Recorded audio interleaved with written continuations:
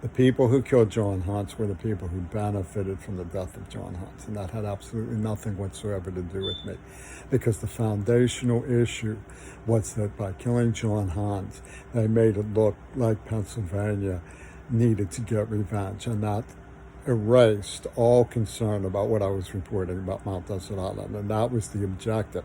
And the way it looked to me at the time was that plague mats had killed him, and that was before I realized the plague mats were the people who were behind the plague, because they were masquerading as being people who were representing the victims through Warhol. I didn't know about Donald Trump or his friendship with Warhol. I didn't know anything about him at all. So I knew, however, that I had no benefit from it, because every single person who was concerned about Mount Desert Island stopped being concerned about Mount Desert Island, because Pennsylvania's operational mode is you owe us one. And they hit both sides. They hit Donnie Chin and say, you owe us one. Then they hit Searcy and they say, you owe us one. They hit this person and they say, you owe us one. You always end up owing these Pennsylvania forces who have the NAACP, who have the Postal Union. They shoot up Tree of Life, you owe us one. That's what they do.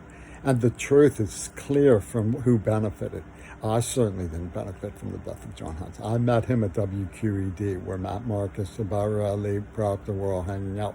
That was all they're doing. They were the ones who benefited from it, because they needed to be able to say, you owe us one, so that people stopped asking questions about Mount Desert Island. That's what they were after, and that was their objective, and it worked.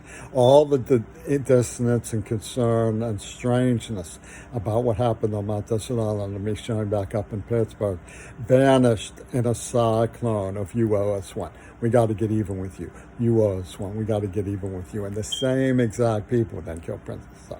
It didn't have anything to do with getting revenge. It was the same. It's called Yo-Yembo. They hit one side and then they hit the other side. They hit Hans and they hit Di, and then they say, you owe us one. They hit Donnie Chin, they hit Searcy, and then they say, you owe us one. You always owe them one. That's their entire modus operandi. That's their entire basis for their authority, is to say, you owe us one. You owe us one. You owe us one. And I'll tell you something else. It's not just this Orientalism. They say they're catheterizing demons. They get, we get worked up around something. We get worked up around some spec that's about bound to trigger us.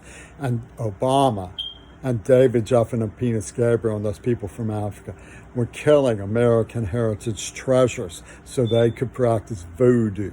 That was what was going on when they stabbed Shannon Harps to death. And it's the same gang. You owe us one. You owe us one. You owe us one, no matter what. No matter how many times you give in, no matter how many times you pay them, you owe us one. You owe us one. You owe us one. And it never, ever stops. That's Joe Biden's trip, too. He's behind this machine as much as Trump is doing.